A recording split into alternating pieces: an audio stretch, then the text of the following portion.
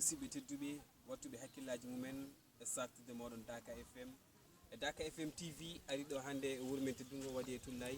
ko wuuro ngo ganduɗa ko ɓoyngo ko guila e gurdam sahsiraji dine Cheikh Alaji Mouhamadou Saydou Ba so tawi en teskima ngoɗo wuuro ko kanko sincingo ha e ñallugue hande ngue ko e jiimandu makko ngo woni o waɗi ɗo almudo makko mo hooli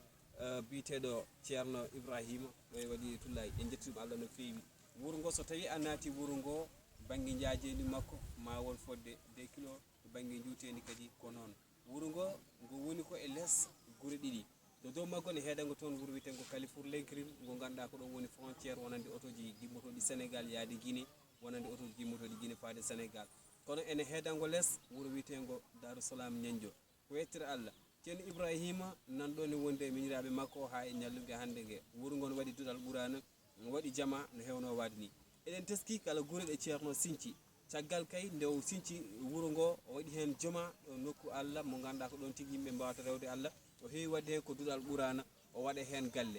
galle o wonta ko hirnague jama wona funnague ko ɗon tigui so tawi ari ganda ngoɗo wuuro koye sincane sohsiraji diɗe hande noon andu hoorema e gardogol Amadou Sambolo ari ɗo e wadiyatullaay gam yillade yiide bandiraɓe ɓe yetta ɗo ko sanga waktuji 13 ñalawma woni 13h omo wonde sete timmuɗo eɗen gonde e technicien men jogoniɗo en caméra o woni Bassirou Ban ko kanko tigui kuccodirɗen ɗon nonne jaydiangui men to banggue bindol woni Siraji Hamme Cissé wondude technicien men karallo Siraji Diallo pinal janggowo yantude Amadou Sambolo e musidɗo moon Bayel Mbaye kaldo e mono ɗo ɗon jiton ɗo woni jama mo ganduɗa ko ɗo tigui woni juma mo ceerno sinci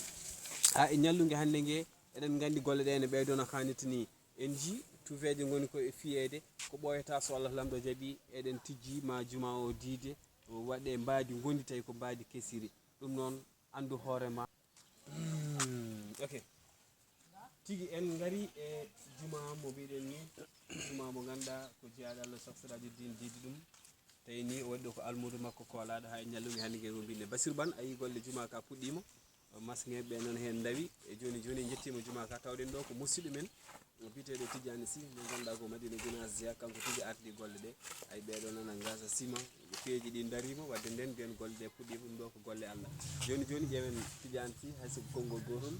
badduɗa hen wonande ɓen jogorɓe heeɗiyade Daka FM kadi eɗen jaade image men mo ganduɗa ko Daka FM TV eɗen tijji so Allah rabbi jaaɓi golle temade ko an ardi on min calmini dental fof min juurima ɗum kadi min ñaguino ɗum Allah moƴƴere eɗen ñaago Allah kadi yo Allah jurna en gurdam ceerno tawdeɗen hen naftoroɗen ɗum surtout ma onon kadi ardiɓe e golle Daka FM e Daka TV foof on yurwanama on ñaganama ko arta ko kadi yo ardu jaam naftoroɗon ha yimɓe mbawa ummirade no moƴƴiri en puɗɗima juma o alhamdulillah rabbil alamina le 16 yimɓe puɗɗi juma o e girande noon ala ko dari kadi ceerno kadi hirjinino en kadi en daro hen no fewi wonno ko hunde makko nde o darani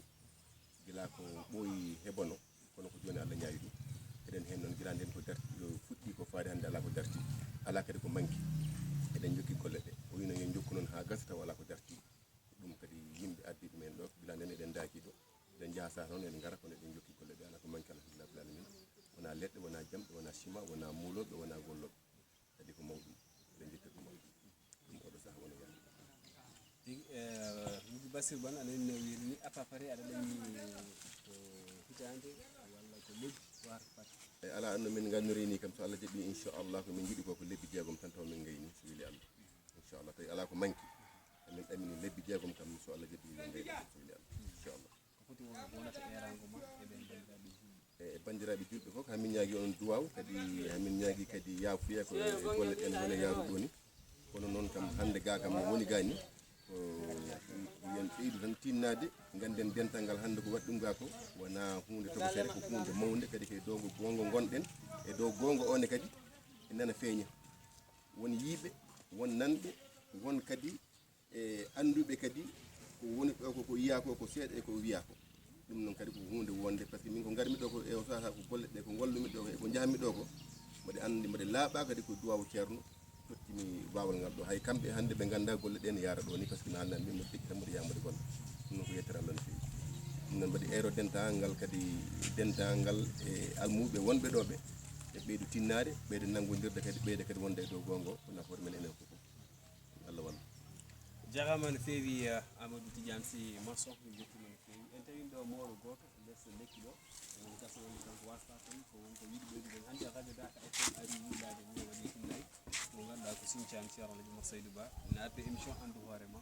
ƴettude tarihu wuuro ngo kono noon hannde wasta ko e nder wuuro he koɗɗa wonko ganduɗa e waɗi komin gaɗa assalamu aleykum salmina on jungo on min ñaaƴi ceerno du'a o min fu woni min ko andumi ɗo manen komin arɓe tawɓe wuro ngo Sinthiane ñaaƴino ceerno du'a o mbeɗen wakkili mbeɗen eto ka jama ceerno ɗo kanko on to min juli sawmi nder men ɗo saare ka wiyete burunku ɗo men mo inen ari ɗo en ɗo noon barki Allah e barki seere nde inde nde